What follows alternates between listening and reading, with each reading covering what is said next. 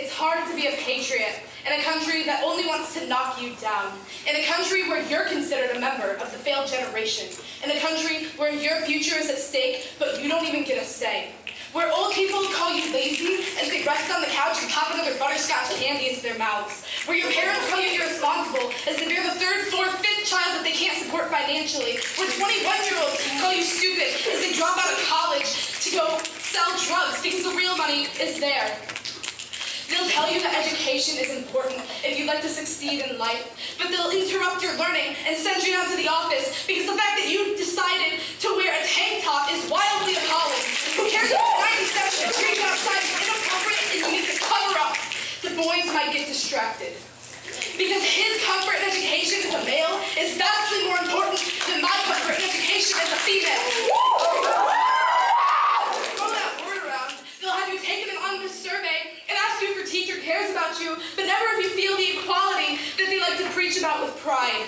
Equality has never once reigned stable in the public school system, where the bathroom is a place to breathe and take a break from a daunting teacher's lecture for a cisgendered child, but a trans man and God forbid it makes a good Christian boy uncomfortable.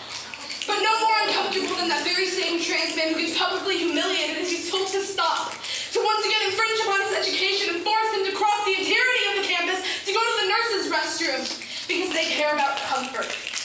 As they break the hands of the writers, as they bind the lungs of the musicians, as they saw the feet off of the dancers, as they box the minds of the artists, all because they can't solve a 10-part stoichiometric equation.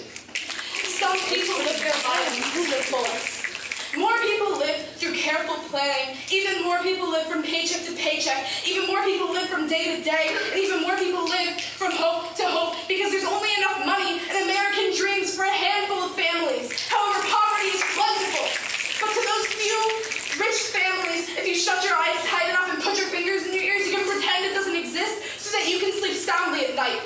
While the parents of yet another person who died too soon stir restlessly in their beds in a home that feels cold now because it's lacking presence. Something's very wrong because the murderer masquerading as an officer is still out on the streets protecting white people. You know the scary ones who are 12 years old playing with a toy gun, or maybe the unarmed teenager who is so incredibly threatening that 16 rounds in his flesh seems like the only logical solution. You can't just put a bullet in another person's head, and you can't just put a baby in an unwilling woman's stomach.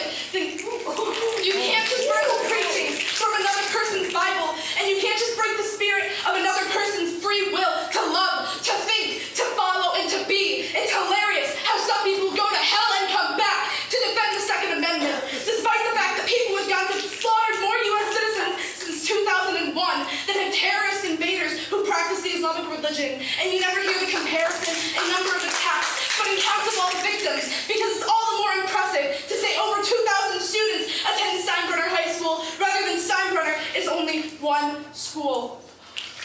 Don't tell us our country was built on Christian ideals when even our